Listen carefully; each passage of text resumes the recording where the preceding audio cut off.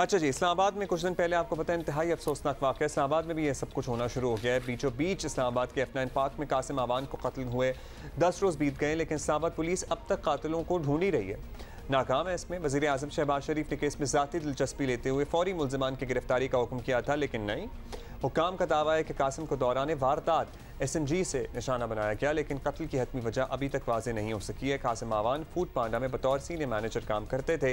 वाक़या 5 जून को पेश आया था, जबकि कासिम 7 जून को ज़ख्मों की ताब ना लाते हुए इस दुनिया से चले गए। लम्स का ये ग्रेजुएट इकलौता भाई, इकलौता बेटा, और क्या ही इनके वालिदैन की जिंदगी रह गई है। और Islamabad and Rawalpindi is no more safe Abdullah. बहुत रावलपिंडी को तो हम नहीं इसमें शामिल करेंगे। इस्लामाबाद, मैं आपको रावलपिंडी से ही एक बता रही हूँ कि one of my relative they live in Rawalpindi, तो उन्होंने मुझे 2 दिन पहले बताया कि वहाँ पे इतना आम हो गया है कि जो स्नैचिंग की वारदात हैं, कि वो रास्ते में जा रही थी और 2 स्नैचर्स आए मोटरसाइकिल पर और उनका बैग छीन के चले गए। वो ऑब्वियसली वो मुज़ाहमत की उस वक्त पोजीशन में नहीं थी ना किया करें भाई।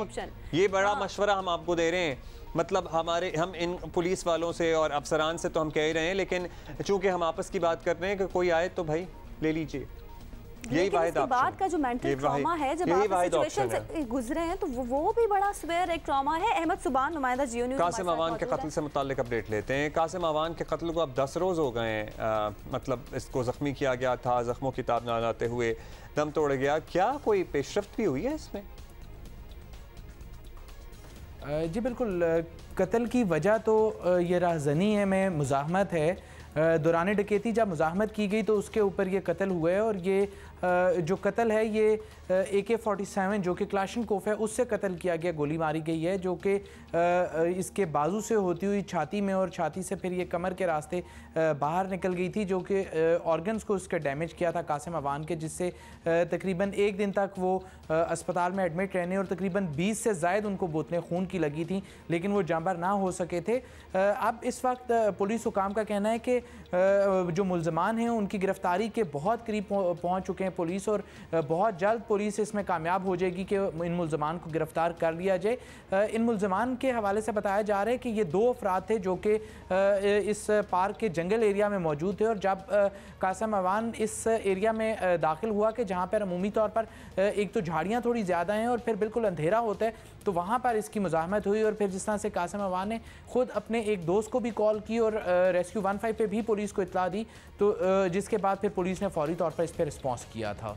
अच्छा अहमद, ये बताइए कि ऐसे वाक़यात के तदारुक के लिए इस्लामाबाद में सेफ सिटी कैमरे लगाए गए हैं, तो क्या इन कैमरों की मदद से भी इस केस में कोई मदद नहीं मिल सकी?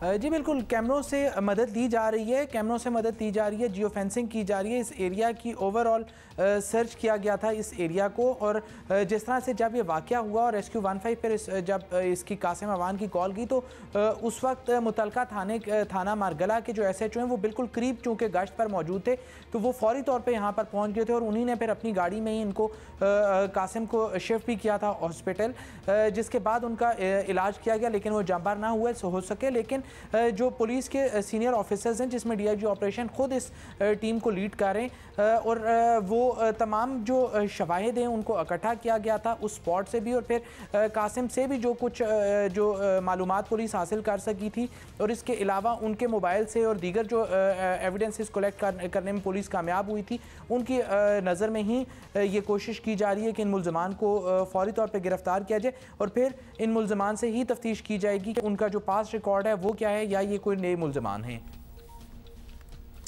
अच्छा जी, ये सारी सूरत हाल है। थैंक यू अहमद सुबहान।